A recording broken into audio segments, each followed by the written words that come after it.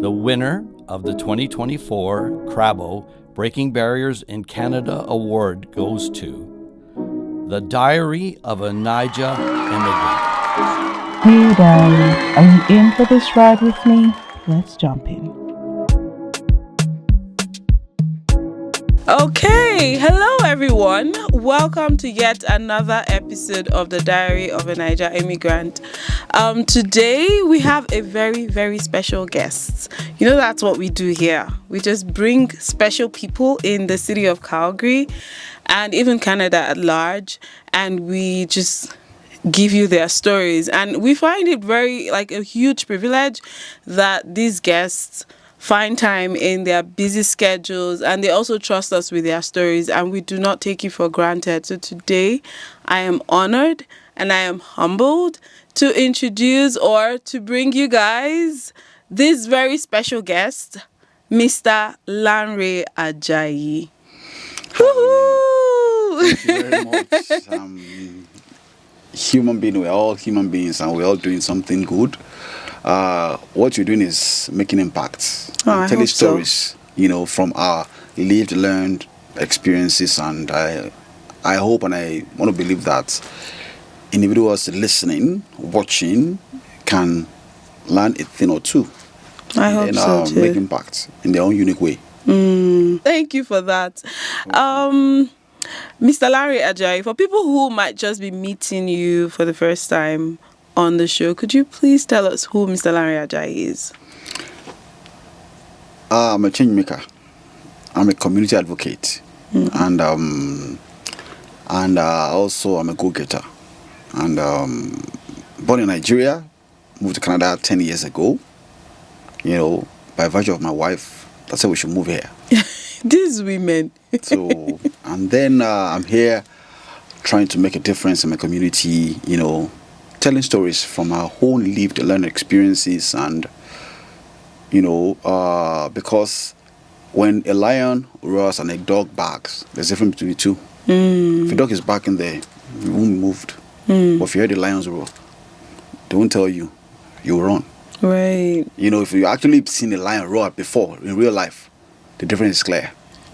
So what I'm saying is that as an African, we tell our stories better than an edited version that someone heard and is saying or is telling us. So I'm here to tell our story, and that's who I am. I'm a storyteller, and I'm on a mission and unraveling the curtains of creativity. One day at a time, one step at a time, and making a better version of myself every day. That's awesome. Thank you. So talking about your journey, you mentioned that your wife, by virtue of your wife's idea, she wanted you guys to move. Can you walk us through that journey? How was that journey for you? How long ago did you move? How was the process for you? And yeah. So my wife, I met her in London while she was living and working in London. So I was in Nigeria, she was in London, and then we got married. And then after 10 years of marriage in Nigeria, she said, I'm tired, we need to just leave this place. So in my mind, I thought, okay, London or France, because my wife was born in Paris. Right. So France, I don't speak French, but we can have, at least it's not far. London. So he said, no, Canada. Then I took a pause. Canada. Because I've told the story, several times that I was afraid because of one thing. Canada, as what I've heard, is the coldest place on earth. Right. So the fear of the cold was the first attack on my person, on my Canada. Why? What? Canada? What? So it took me 1 year to agree. Really? Yeah, 1 year to settle in my mind, in my spirit, in my soul, in my body that yes, we're coming. Because I've been privileged to travel to some other part of the world, some continents, and I've not been to Canada at all. I've gone as far as America, but not Canada. So that Canada was like, where did this come from? Where's it coming from? Canada, of all places. So after 1 year, during that period of 1 year, she was busy doing the documentation. She just bring me documents, sign, I sign. Really? Pay, I pay. But my mind was not there. That's I'm not here. So, wow. But it was like, I was like, because the fear is, apart from the fear of cold, is that I'm going to uproot myself from where I'm established. After like over 40 years of my life in Nigeria, now move. And it wasn't as if there was a job waiting for me or somebody. So like, for a man to begin again, is really a major fear that yeah. I'm going to leave everything. I have a printing press, I have an advert agency in Nigeria, and all of that. I'm going to leave, and I'll start and where? And it's not close. It's really not close, far. Yeah. Yeah. But after 1 year, someone courage, and as God will have it, the process came through. I wasn't even praying, oh God, let it. But it came through. So, and then we came 2015. I stayed for like 2-3 months. I went back. Really? Yes. Because I was like, this place is like. When did you guys come? What season? It came June 15, 2015. So like summer? Yes. So what was chasing you back? See, coming to Canada, that first 3 months was so much, I would say, traumatic on me. Like, because my wife came in, there was this program for women, kids started going to school. We stayed in my friend's place in Cranston, in Southeast Calgary. He works in Fort Mac. So he's traveling, Fort Mac. His wife works somewhere else. The kids going to school. I'm the only one at home. Right. And I was looking at the window. Not even a bird flying.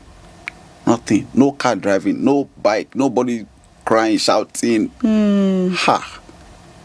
I was like, hey, is this going to be the picture of my life? I'll just sit by the window and I'll be like thinking, what am I doing in this place? I was very lonely because nothing. You didn't have friends. My friend works in Fort Mac. Right. So it's only in the evening that they are back. And the whole of the day. And the evening we eat and then we go to bed. So it was just like lonely for me because there was nobody to reach out to, all of that. And so I went back to Nigeria after 3 months. And then I had some business to do in China and some other part of the world. So I traveled across. And also, my family is here and I'm there. I'm not the kind of person that, okay, let them be living there. Occasionally, I travel for probably 3 weeks and I'm back. But, so I took another place in Nigeria. I was living then. So I came back. And of course, the situation continues. But the only thing that kept me was my craft. I started painting again. Nice. Because I majored in painting from the university. I started painting again from the basement of. We eventually rented a house then, and I started painting. And then I was doing that. I was just painting. And then, of course, I learned, volunteer, it helps you. So I started volunteering and I was painting.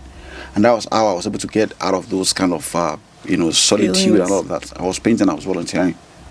And, of course, the rest is history, The story continues, but let's leave it for there. Wow, that's very touching. I never would have. One thing like we always touch on, especially every time we have a male guest, one thing that I always take away is most times people don't really put into perspective the kind of mental torments that men have to go through as a result of this move. And most times it's always the women that bring up the idea, like it was my idea for us to move to Canada. And like my husband was like, okay, you guys go. I'm not going anywhere. And then after about 4 months, he just came to visit and he hasn't gone back since then. So, but I can't imagine like the kind of mental, like it wasn't also easy for him. But we don't really think about that. We're so busy with kids, so busy trying to. I became a driver at some point. I was just driving them to swimming, to karate, to Kumon, to picking them at the bus stop. That's what I was doing. How many kids did you have? 2. Wow. So, and I was just like. How many kids do you have now? There's still 2, boy and girl. So I was just driving to summer school, to swimming, to this, pick my wife from the bus stop, all of that. That's what I was doing. And it wasn't as if I wasn't looking for a job. I was sending out resumes, like, every story, it's hundreds of resume. I did the one with picture, ones without picture. I did everything. And I did get some interview, but some shocking things happened because I stepped into an interview with one multinational company one day. I stepped in and then the interviewers just looked at me from head to toe. I knew something was going to be, something wrong was going to happen. Like, I was overdressed. Oh. I knew it. Calgary. But it's just the Who way we are. as an Yeah. African. So Yeah. my shoe, they look at me, they were looking at my shoe. Nice. Like, shoe, can we everything, pay like, this person? like, they didn't have to say it to me, but I can read their mind. And of course, And perfume, everything. was like, so we're talking and they're looking at checking me out each time we were talking, and I've been trained to speak. I will talk to you right in the face. I don't have anything to hide, and we'll get back to you. I heard that story many times. So actually one with much more qualification, all those kind of stories, you know. I've been to some board level meeting that I'll talk to them, I will speak, and I discovered I'm going to be the only black person in the mix. And this one that they're telling me the story, and I'm telling them, this is the fact, and all of that, and all of that. So we'll get back to you. Those are the story. And that went on for a long time. And eventually, we came on the eve of Calgary Stampede in 2015. Oh. My friend told me that, I've heard of Calgary Stampede. I said, no, what is Calgary Stampede? He said, tomorrow you will know. So the following day we were at the City Hall. And I was like, wow, this is something spectacular. You know, biggest show on the planet, you know, people, bikers, you know, all those vintage vehicles, horses and all of that. And I was just with my phone taking pictures and calling my friends. Have you heard of Calgary Stampede? No. Have you heard of Calgary Stampede? No. I was like calling people from every part of China, Dubai, everywhere. No. Then I like, okay, let me call some friends I have in North America. No. Even from in Toronto. No. So that in Toronto? Yes. That informed why I started a video storytelling project called My City Speaks to Me that I do every month. You know, just to tell the story of the community. Right. It was because I've not heard. So that is one of the things that actually led to that, like 2 years after. But that was the first place I got a job when I came, but it was a 10 days, part-time job. Right. And I got a job to work at the security unit department then. And I said, that's something, I want to just be part of this to see how I can tell this story. So working in the security unit in the evening gave me an opportunity to come into the Stampede daily. So I arrive in the park around 10 in the morning with my camera to document the happenings at the Calgary Stampede. I do that from between 10 and 3, rested, and then 4 o'clock I resume work until 11. So I did that for first 10 days. I did that like back to back for 2 years. Wow. Third year. So, well, I did that for that. Then I kept on applying, and I also got an on-call job with the city of Calgary. Recreation, event planning, recreation, which of course, I'm coming from the background of planning events. The Ojude Festival was part of what I worked on when I was in Nigeria before it became this big with the pioneers, with Mr. Shibudi of VGU Limited. Star Mega Jam were the pioneer organization that planned Star Mega Jam. So I was coming from the background of event planning from Nigeria. Right. And then I got a job part-time with the city of Calgary, event recreation, event planning. It's okay. It's summer job. I can do that. So, and that was the only job I was doing, on call here and there. But I never, till today, until I started working full-time with ethnic festivals, which of course I founded. There was no, they will ask me, Canadian experience for being an artist, being a painter, being a creative person. Did that really happen? Oh, yes, they're asking for. And the question I ask is, what do you need a Canadian experience for? For someone who was a fashion designer. I don't need a Canadian experience to be a fashion designer. I'm just going to create fashion. So, even right now, after about 10 years... We still have issues with people asking folks about Canadian experiences, which, of course, it's legitimate in some areas, in some field, like maybe medicine, maybe law, architecture, maybe in terms of conversion of certifications here and there. But when it comes to the creative industry, for example, you be a podcaster in Nigeria, You don't want to be you want to apply to be a podcaster in a radio station like CJSW or whatever, and they're asking for Canadian experience. So you can't you show like your portfolio? Yes. You can show your I portfolio. paint. Something. I'm a painter. I Right. design, and you're asking for Canadian experience. Right. So I believe some of them don't actually know what they're doing, because you don't ask a musician who's been singing in Nigeria or Ghana or Kenya or Caribbean, you're asking him that to be a musician in a nightclub, what are your Canadian experiences? No. The originality of the creativity is what you need. Right. A flair, a different genre of music style, that's what you need, not to sing like. And for me, I believe I don't want to sound like anybody else. I want to sound like myself. I want to be myself. I want to dress like myself, not because the way some people are doing it. No. It's some of the major challenges we still have in converting internationally accredited, acclaimed professionals from countries like Nigeria, Ghana, or Caribbean, whatever. Like, you find them doing some jobs that they're overqualified for. And Because sometimes you don't get the jobs because you're overqualified. I have a friend who I did a documentary with, Checker Transport Group. And from there, during that COVID period, I did a documentary about they call them Yellow Legacy. It's about celebrating those unsung heroes. Because then they were just praising the doctors and the nurses, but the cab drivers were working. The train drivers kept on working in Calgary. The taxi drivers, they were working. They were busy carrying supplies for people, but nobody was saying, they are like front workers, all of those workers. So I took upon myself to celebrate them, and that led to some discovery that some of those cab drivers, some of them from Palestinian, from Iraq, Iran, from Africa, from the Caribbean, I met some that I interviewed. They are master's degree holders. They are doctors of books. But because of, number one, they may not have that eloquence to speak. They can speak English, but some people, the standard is not enough. So they couldn't get a job, and they end up becoming a cab driver. For crying out loud, someone who has lectured for 10 years or 15 years, just to survive, teaching anthropology or international relations classes, major university in Iran, and then you're telling me that person cannot lecture like at the University of Calgary, or say you're telling me that his degree, his doctorate degree, all of those is not like, can't be converted or can't have something. You have proof. So they're not working, jobs. Or I have individuals. While I was working in the city of Calgary at some event, recreation team, we were setting up event at Shaw Millennium Park for one summer event. I'm not sure whether it's Carry Fest. So we're on break and went to Co-op that is close to the Melwater train station.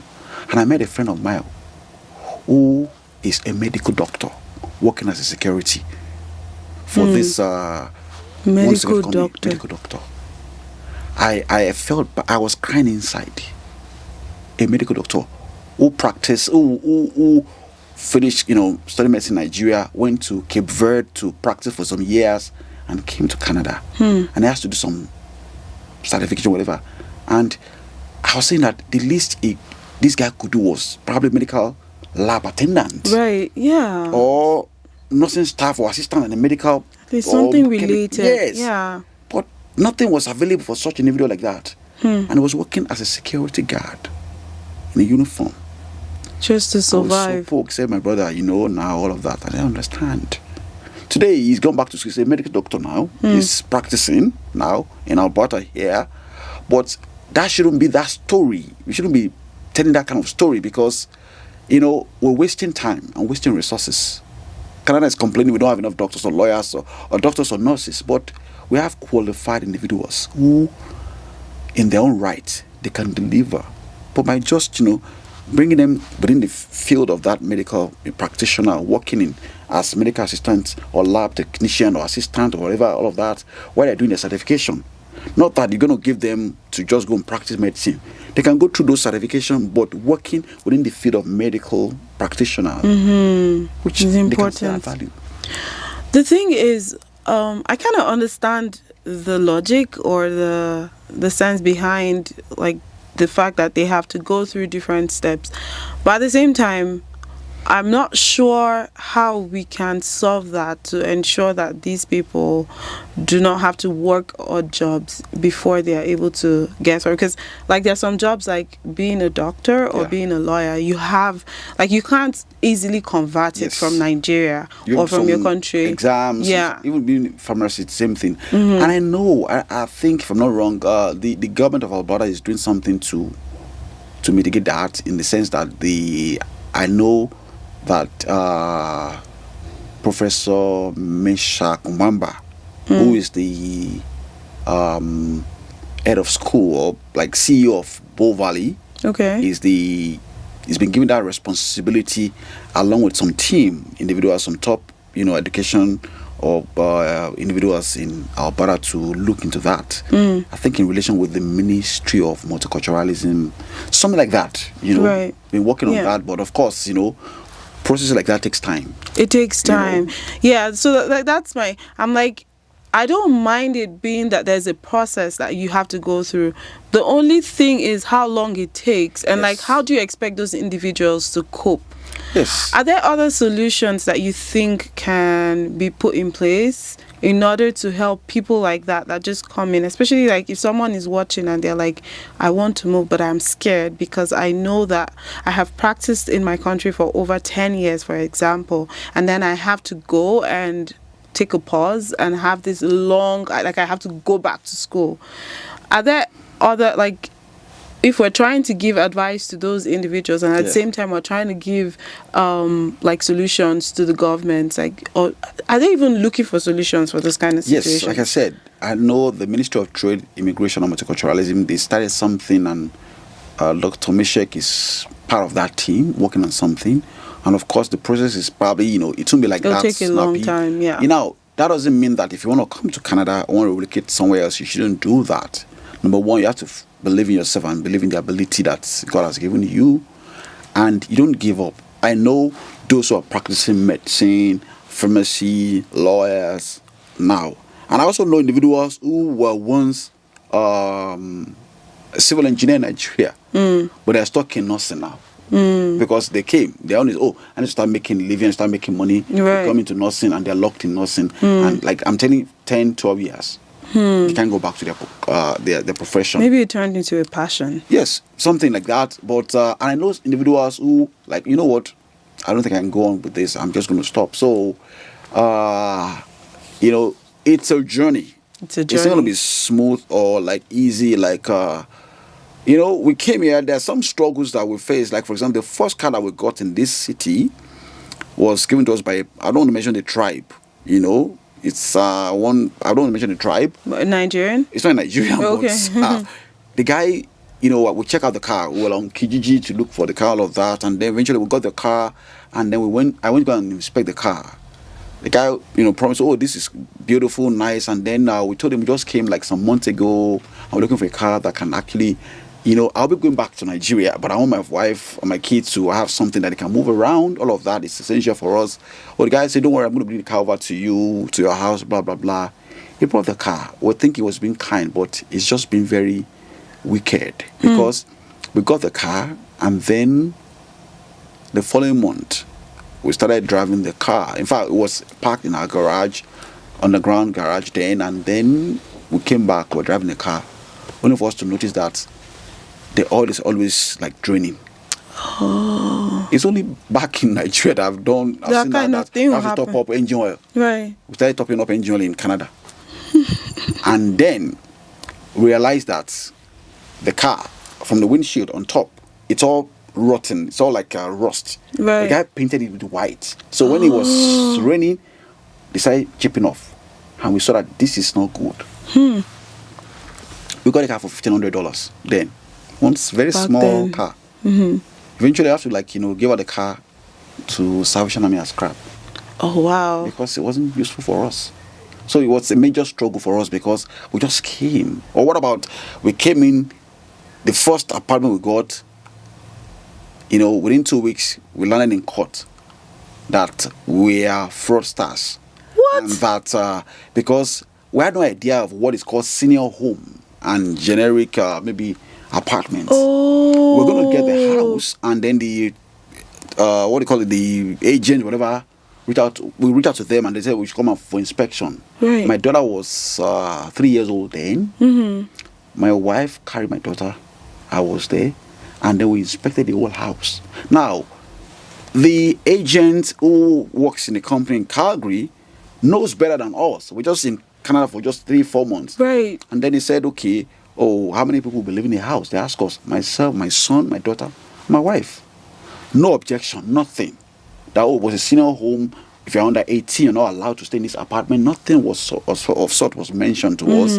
And then he just asked us, and we even paid 6 months in advance. Wow. Plus additional $1,500 for security, because we had no Canadian history. We pay almost $7,000, for new immigrant, which is something that I think the government is looking into. We paid that money, and then second week, we're in the elevator going up to our apartment, and then one man just, when did they start allowing minors in this apartment? We didn't have an idea of what he was saying. Not knowing that the man went to go and write the association of the estate, and then we got a letter from the office of the rental company that, you guys, you deceived us, you told us this, and then, this is an apartment, you shouldn't have, moved. And I said, excuse me, that who is deceiving who?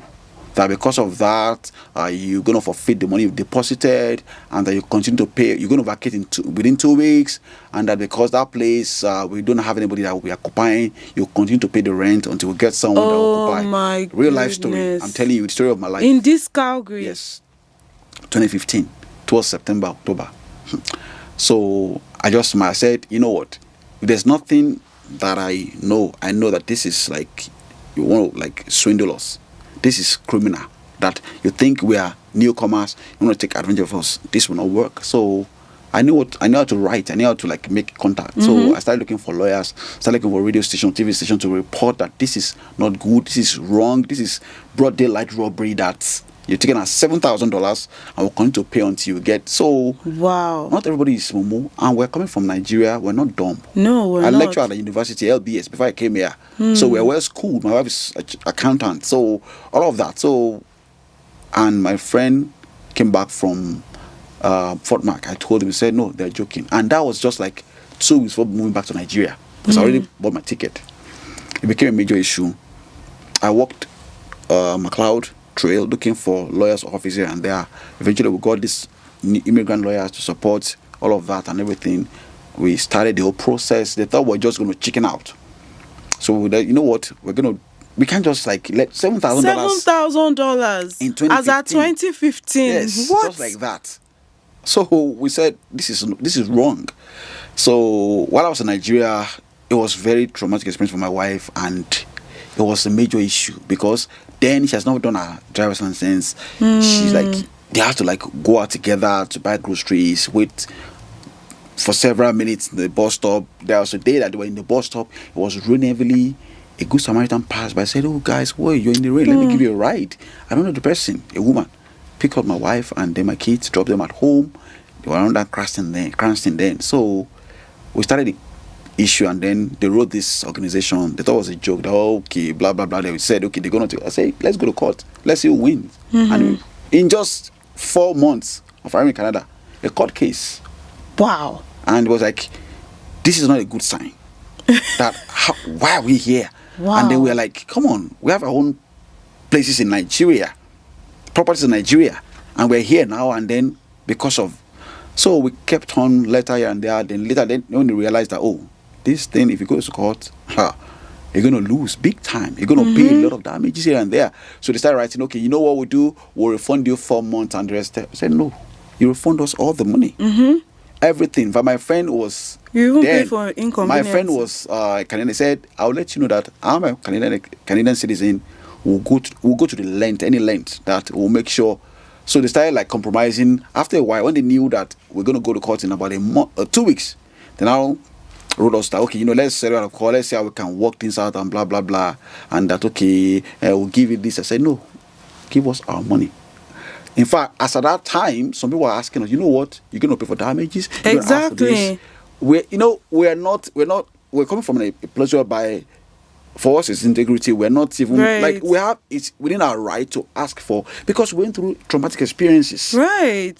We have to look for a new place within 2 weeks. That's a lot of We income, got a new especially place, with two and little yes, children. Yes, and then we have to, like, I was not even in the country. I have to ask friends to help move. And moving in Canada is not the best of experiences. No. I've moved about 3-4 times now. Yeah, so I know me too. house to house, and you have to move one day. The last movement wasn't like from my house to another house, so it was easy for us. We took our time. But those experiences when we were renting, it was just like eventually we said, we're not interested in asking for damages. Give us our money, nothing more, nothing less, and we'll go. That cannot happen to me now. If it happens to me now, I'll make a lot from them. Yeah. I will like, I say you can What's just that claim then? this. You So didn't we're not know. interested in making money Yeah. off. So we got a house and we got a new landlord that said, you know what, I've traveled the world and I know you're immigrants. Within 2-3 months, you'll find your footing. Now, the difference between the two of them was that one has been exposed. The other has just been local, living in Calgary, Right. not gone anywhere else. But the other guy has seen the world and I've experienced, immigrants, they will survive, they will succeed. And, Especially if you're Nigerian, there's no place you yes, can't survive. Yes, so, but that's just part of the story. Wow. So, talking about challenges, coming to the country, you face, and there's several stories that we've heard, but that didn't prevent us from like, oh man, we made a bad judgment in coming, we're going to leave this country. Oh, we're here, we're making, we're benefiting from the good of the land. Right. We're living, we're making impact, and we're like, we've seen other people that we've welcomed several individuals, and that actually informed me when I see individuals. I was in a Dollarama store about 4 years ago, and I saw this couple, and there are 2 girls. The lady was in a job, and the way they were talking, I said, these guys are JJC. So I say, hi, like meaning welcome. How that? I was asking a question. I said, how do you know?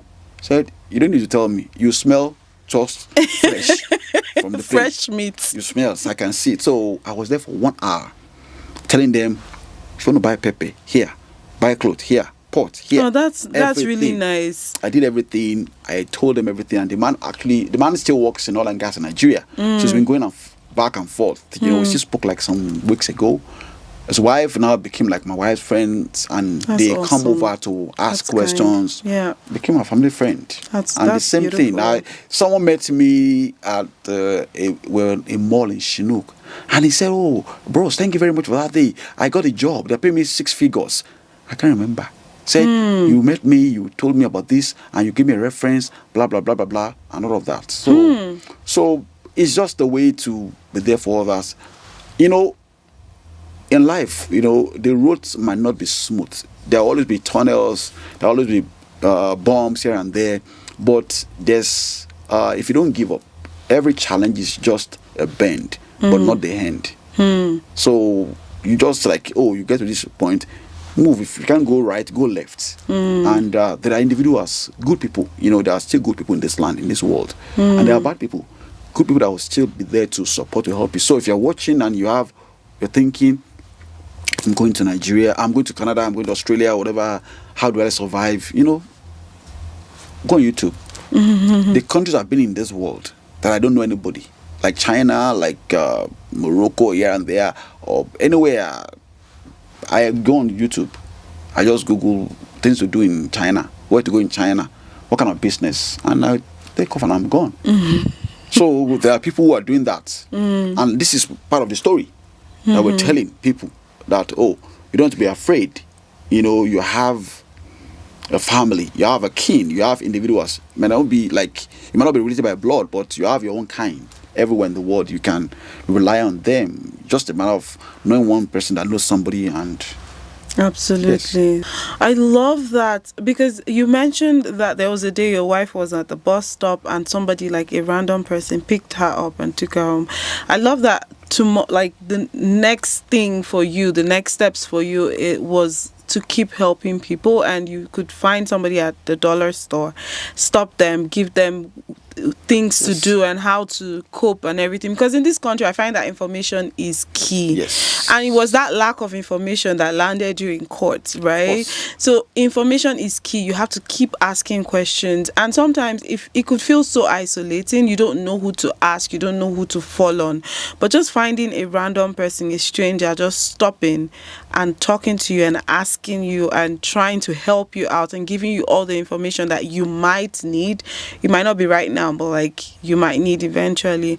I find that very, very fascinating. And I'm just wondering, Mr. Lanre Ajayi, what is your why behind everything you do? Apart from just stopping a random person, even what you do with ethnic festival and things like that. First of all, what is ethnic festival and what is your why behind all of that? You know, we are our own kind. We are our own brother's keeper. And I've said this in several opportunities to speak, that you can either be your brother's keeper or your brother's killer. You either kill your brother or keep your brother. The person I met at Dollarama 4 or 5 years ago ended up becoming someone that introduced me to an elder statesman who is now the patron board chair of our organization. Oh, wow.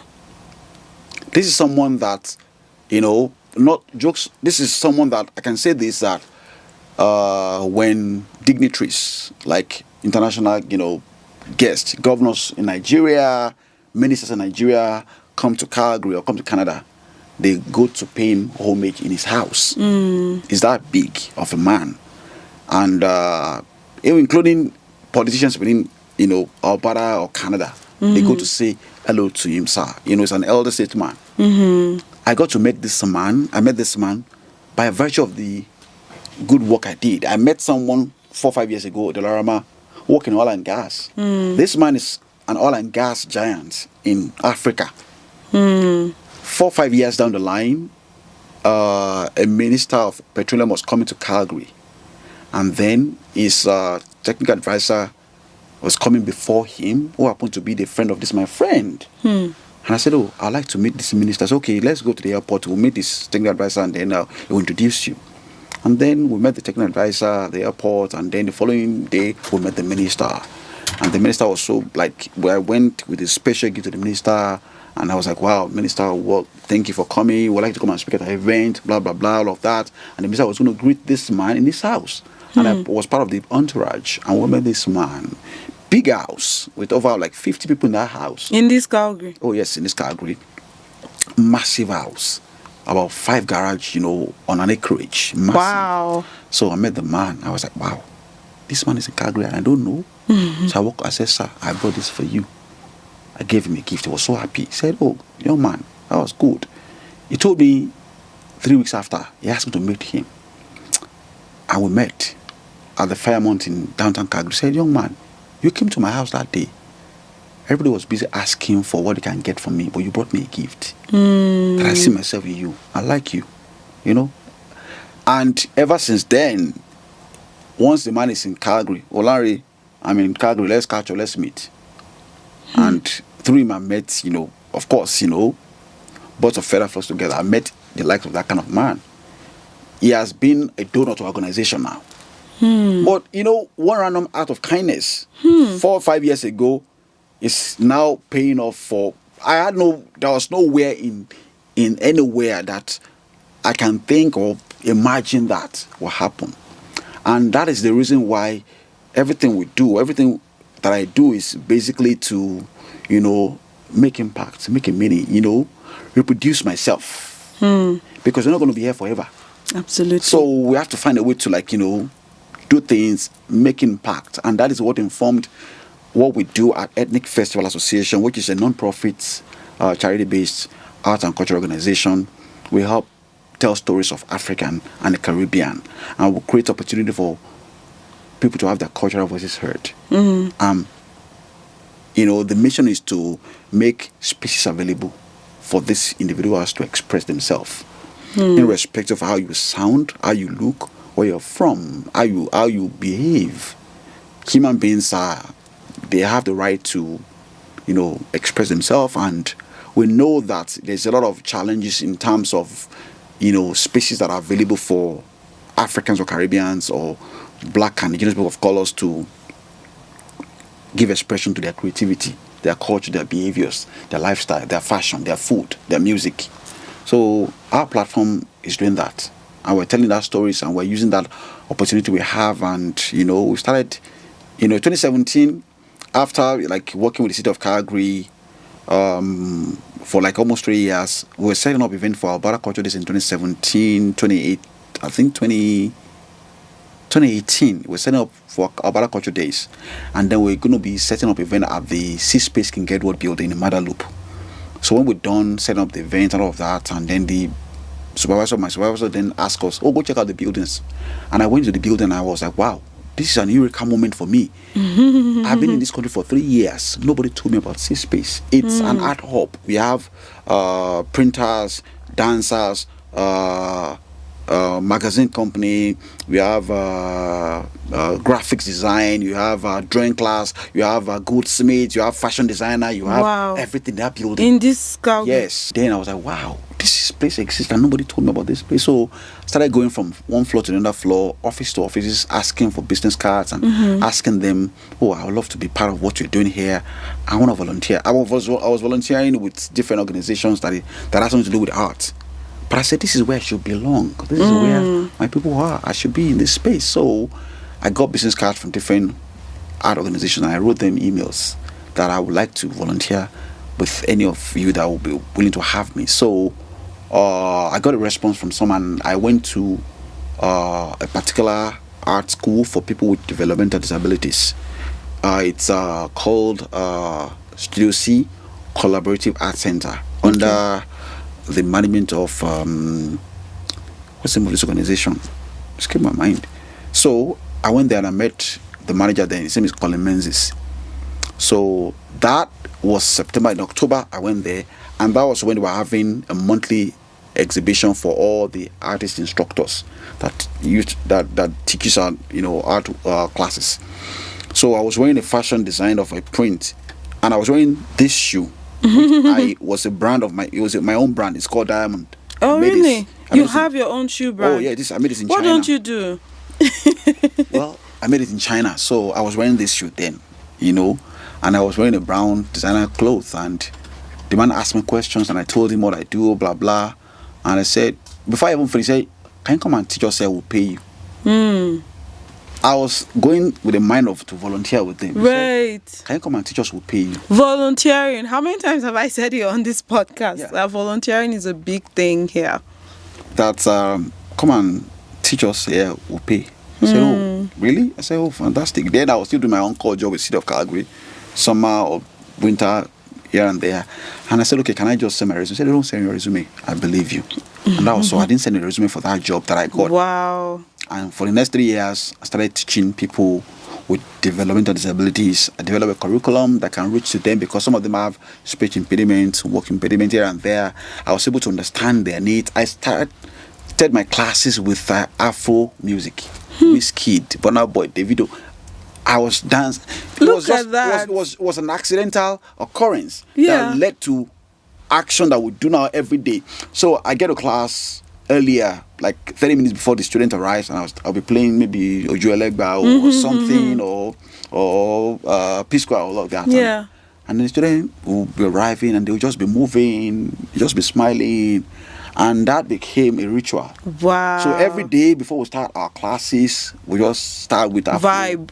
Yeah, we dance and the students start getting used to that and, able to understand that some of them, they like the sound, they like the movements, and we continued and started putting my classes on YouTube, Nice. And people started getting to know and continue like that. And it was after the second year, my manager said, oh, there's this City of Calgary, they call it Mayor's Award. Now it's called Mayor's Celebration of the Arts.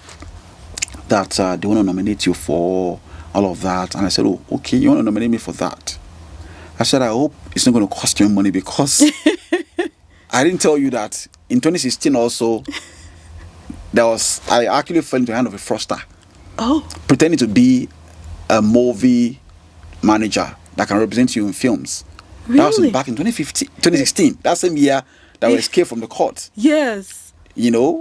I nearly fell into the hands of a fraudster, portraying to be a movie producer Wow. on 17th Avenue, which of course I paid some money, went back. I just like raked for them. I got my money back, but someone I mentored fell into that same hands. I couldn't recover my $200 plus, but that person paid them $4,000, and that money went the drain till today. And that painful experience led to the birth of an organization that is helping Immigrant within the art community to focus, to know where to go. It's another story. One day maybe I'll put them in the book or in a film or something. Yeah, I'll do that. But so wow, and that is how, going back to C Space, I put in that classes on YouTube, and 2 years they asked me, they want to nominate me for, and I said, okay, I hope it's not going to cost me money, because I remember like some years back, I want someone to represent me in a film, and I have to pay to be a member of that organization, which was supposed to be free. Like you want to be on a movie set, and they ask you to go and pay to be on a movie set, to be the mentor. Are they supposed to pay you? Pay you. I'm a talent. You discover my talent. You have a contract, but this time I have to pay them so many. So, my manager said, no, we're just going to nominate you. We see what you do. You volunteering. I said, okay. They're not going to pay me. I have nothing to lose. Go ahead and nominate. And just some months after, I got a call from the city of Calgary. Oh, Lanre Ajayi, congratulations, you are the Mayor's Art Champions for your community work you do and all of that. I said, what? 3-4 years. That was that was the second award, because I got an award with Calgary Stampede as the super host for the way I handle people, all of that. So that was major for me. I was the only black person on that line. I'm probably one of the first of African or Nigerian to get that award. First Nigerian. So I got that award, and then that came with media exposure. They used that very well. I told them what will happen a year after the award, which I have no idea of. I said, I'm going to launch an organization. We're going to do this. We're going to do this. I was saying things as if I didn't know it was going to happen, but I was saying it in the media. And spoke it into existence. A year after Ethnic Festival was birthed. Wow. And then we had the best, first year in 2019. That was 2018 award. 2019, we had the festival. Nice. Sold out event, first night, And ever since then, that night I knew that community is ready for something like this. And we continue. And then year after year, we started putting structures in place to have everything done properly. We became a non-profit registered. Eventually went to becoming a charity registered. We have a board of directors, board of patrons. We have organization team, all of that. And we continue making our community impact and doing just 3 things annually: ethnic festival, youth empowerment, education in summer, cultural celebration and artist research and development in the fall, and celebration of cultural diversity through Black History Month in February in the winter. Yeah, that's amazing. Like, that is so beautiful. Like, to think how it all started for you and like how it just took off is just interesting. Like, sometimes when we see people that have made it or are succeeding or are occupying spaces in those difficult places, like places that people look and are like, how can I occupy this kind of space?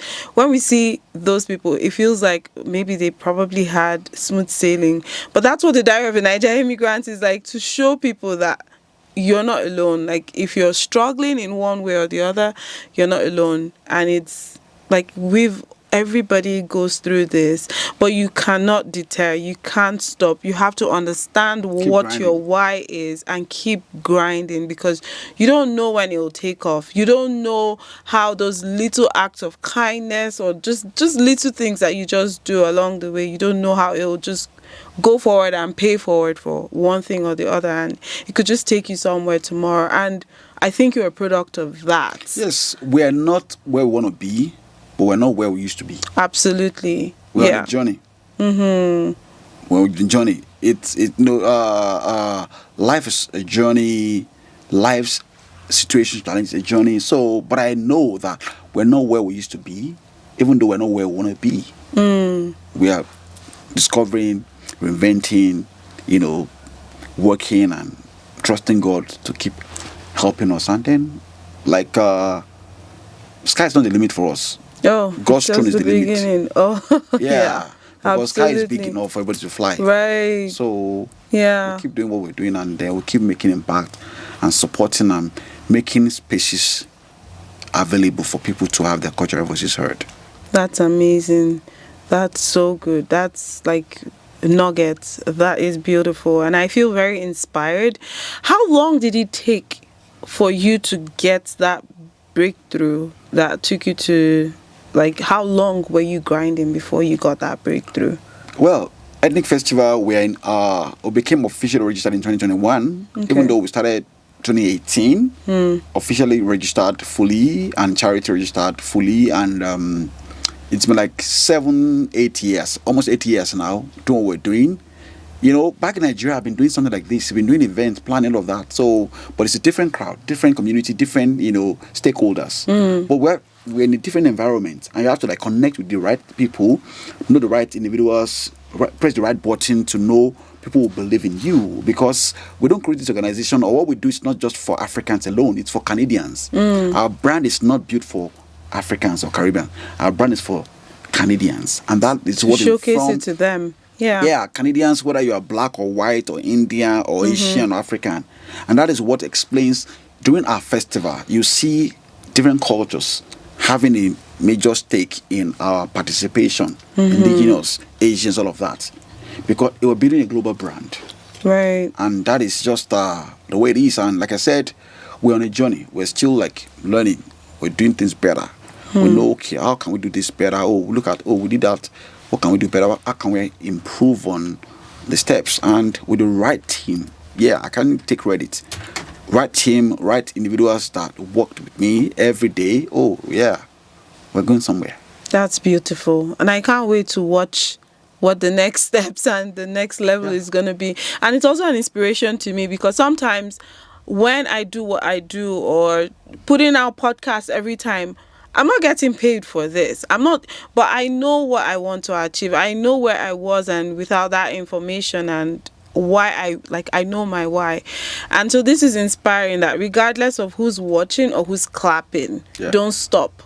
Because someday you don't know whose life it will change, and you don't know where it might even take you. You don't know who it might recognize it tomorrow, and the reason why they would recognize it. So that's a huge inspiration for me, and I hope it's a huge inspiration for so many other people watching. That's amazing. Thank you so much. To end this, I think your story is so huge, and we probably have to do a small documentary outside of the Diary of a Niger. Maybe it'll be like a segment under the Diary of a Niger Immigrant, but it'll just be like a full-blown documentary of what your journey is. But that is something we'll talk about later on. Okay. But every episode we always ask guests some questions, and that one of the question is, what is one thing you wish you knew before buying that one-way ticket? Even though you said it was almost a return ticket because you went back to Nigeria, but your final, like when you first arrived, what was that thing, especially for your family, what was that thing you wish you knew before buying that one-way ticket? I wish someone can just put a documentary together for me about, this is Canada. If you're in the arts, this is where you should go. If you're in medicine, this is where you should go. If you're in engineering, this is where you should go. There are some organizations who kind of like, they're doing something, but they're not actually doing it. Their focus is not for an African. They don't have some programs that can actually address some of the challenges. I've done a bit of my story to, like, for example, I did a documentary about Plus 15, so that people can watch and know that, I can connect different parts of downtown together without actually coming on the streets. Especially during winter. I did a 4-part episode about that as well. And that is part of the stories that I keep saying. And for example, I tell the story of Calgary Stampede every year. Carry Fest every year. Cosmo Comic Expo every year. Nigerian Canadian Association stories every year. Apart from ethnic festivals and the things we do.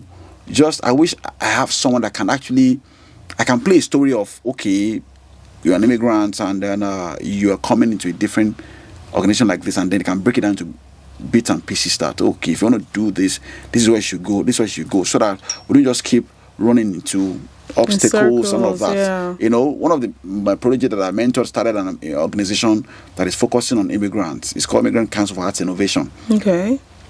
And they're providing mentoring for people within the arts, immigrant artists.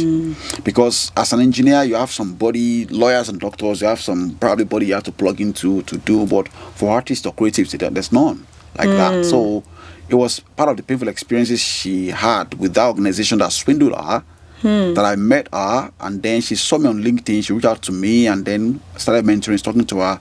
You know, part of the painful experiences and the painful, discussions, and the experiences and all we had during those sessions and years is what gave birth to the organization that is, she turned the pain into a purpose by, like, I've gone through this. I think someone else shouldn't be going through this. Should I give birth to that idea? And it's an organization now, fully registered in our border, called Immigrant Council for Arts Innovation. And basically they have mentoring programs for people in the creative industry, basically. And I mentored people through that program as well. And so we just have to, find yourself in the situation and then see how you can make better use of that situation. If it's bad, how can you turn it around so that someone else can avoid that pitfall. The fact that you went through situation, when I got the Mayor's Award, it took me about 2-3 years. Individuals that came after me who are Nigerian, I've gotten that award. It took them about 6 months. Yeah, because I met somehow our path cross. I was being able to mentor them in a way, and okay, this is what you do, this is what you do, this is what you should know. Meet these people, go to that program, all of that. They've gotten that award 6 months, 5 months after, that they came to Canada, Calgary. But it took me 3 years because there was nobody to pay it forward. Everybody's journey is for me. different. Yeah. So I've seen that as part of my my plan, my life mission as a pace setter. Right. I do things today, and people like they want to do it. This morning I was coming. 2 individuals called me. Someone did something. They copy you. They did. I said, fantastic. Sky is big enough. I'm good. I'm okay. Yeah. Let them copy it. That means there's something good that we're doing. Yeah. We saw someone did something, and it was your idea that you did, and they are using it word for word and everything. I said, fantastic. That means we're doing something that people are noticing, and they're like, they can copy it. Good. Yeah. Being a role model and keep doing what you're doing. Nice. Yeah. No hard feelings. No. So one thing you wish you knew is you wish you knew where to go to in order to help you. So you don't have to go all the way. Waiting and all that, looking for a job here and there. Just, understand.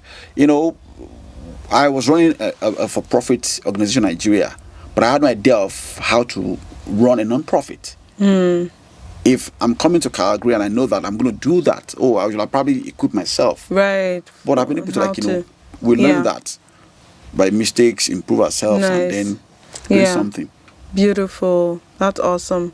Another thing I'm taking away from your story, when you went for your interview, I don't know if it was your first, but one of the interviews that you went for, the guy was looking at your shoe, and that was one of the reasons why you didn't get the job. They look at my belt. They look at everything. However, the job you got, where they asked you to come and mentor, it was your shoe that they looked at and they loved it, and you were like, I produced these shoes. Yeah.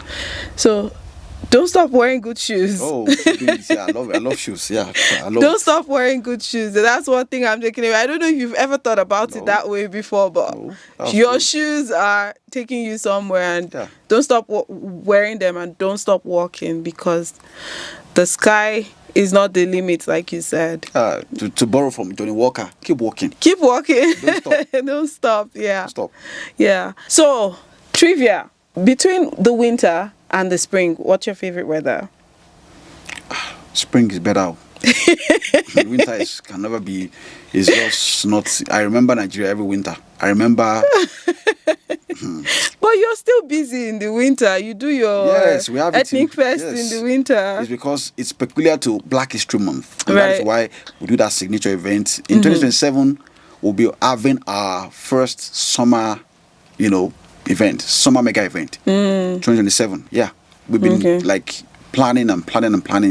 But I believe, and the way I said it said this, back then.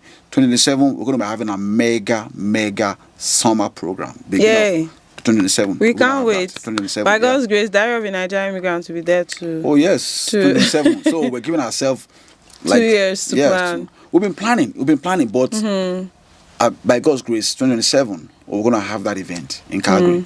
Our summer major event. We're going to have that. So, but for me, summer is not my best friend. Really? Okay. So spring is okay. Spring or fall?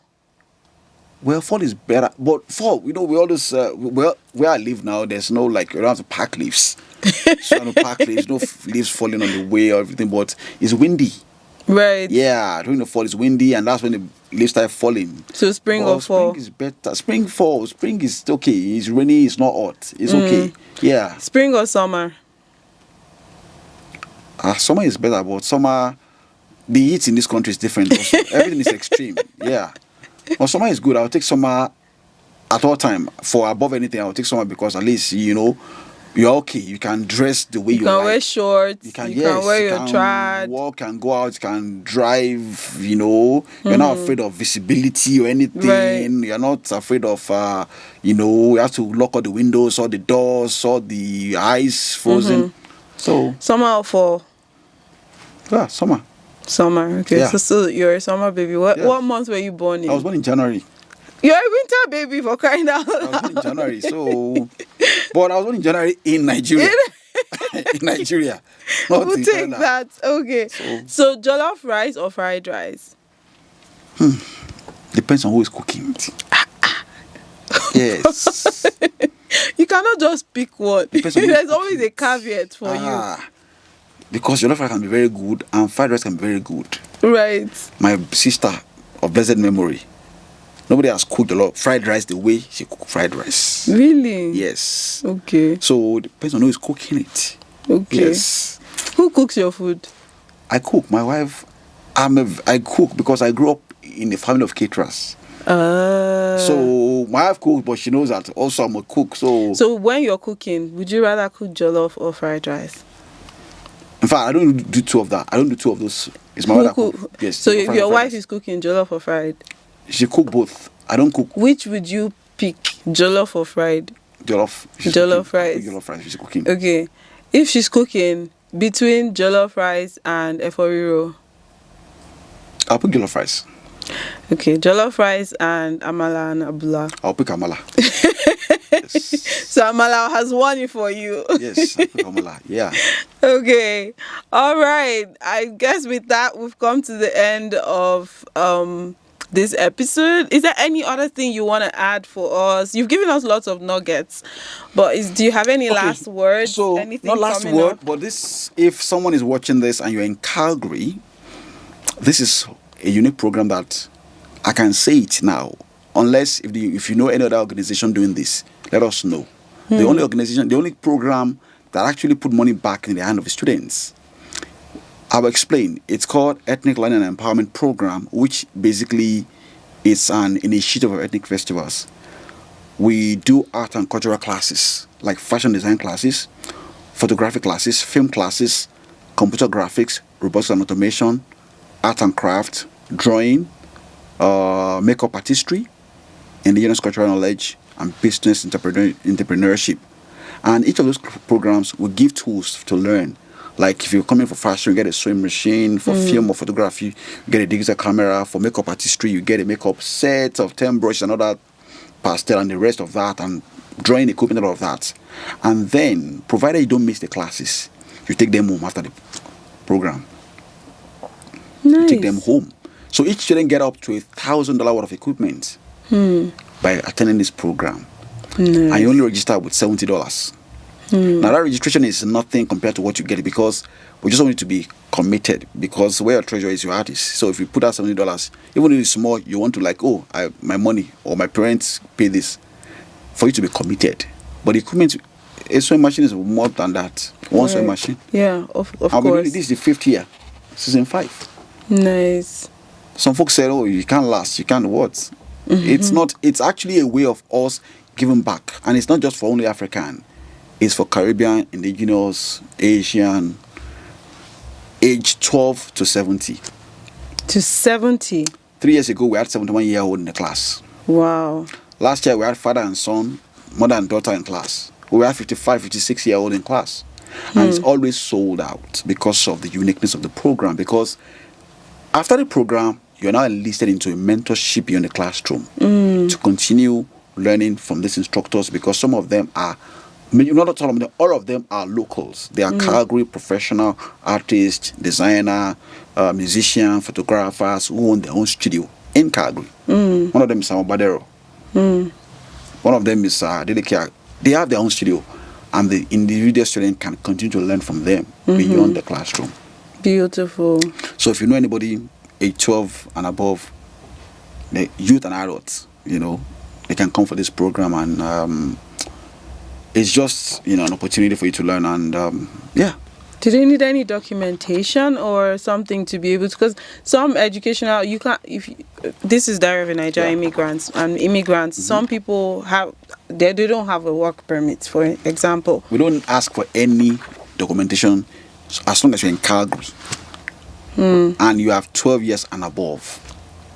Yeah, because when you're going to register on our website, you have to we know when you have to register, and you have to be 12 years and above. So we don't need you to, whether you are immigrant or non-immigrant or documented or undocumented. So long you're in Calgary. Yeah. Initially we were doing it in other provinces via Zoom, but we can't get the result the hands-on. Yeah, so we result, stopped. Focus on Calgary, and then with time, with more resources, we can go to other cities to do this. Nice. That's a beautiful one. Check up ethnicfestival.com. You get information. I will put the link in so that whoever is watching can click there and get redirected. Well, thank you so much, Mr. Lanre Ajayi. This was such a pleasure and a fun conversation. I enjoyed getting to know you better and learn about your journey. And it was also very inspirational for me. And I hope it was inspirational for most and all of our listeners or people watching with whatever platform you're listening or watching from. Thank you so much, and I just want to wish you good luck with every of your future endeavors, and I hope that you continue to just keep doing good the way you're doing, and keep occupying spaces and showing the light and making us proud in the city.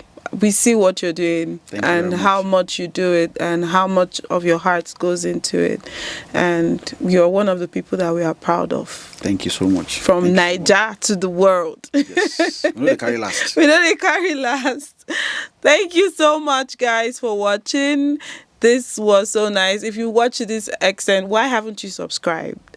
Why? Subscribe so that you can watch more. If you enjoyed this episode, give us a thumbs up, leave a comment. Thank you so much for watching, and we'll see you on the next one. Bye, guys.